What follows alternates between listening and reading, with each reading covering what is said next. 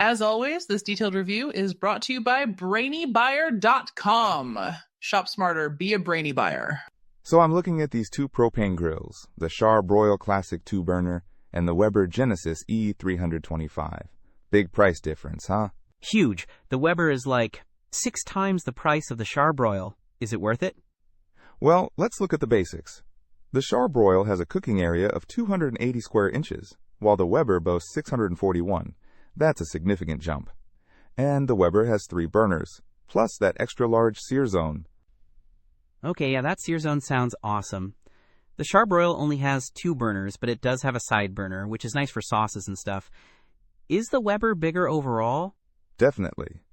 The Weber's product dimensions are much larger at 27 dx 57.7 inches, WX 48.1 inches H, compared to the Char-Broil's 24.1 dx 45.6 inches, WX 43.5 inches H.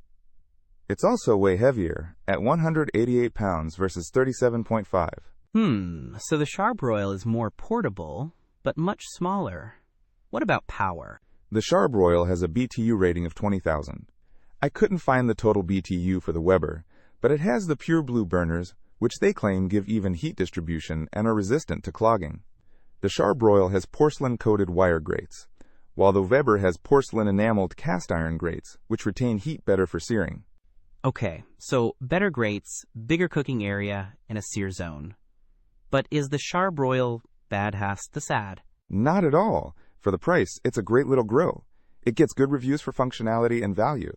It's perfect for a small family or someone with limited space. Plus, it has Amazon's Choice Badge and over 2,700 reviews.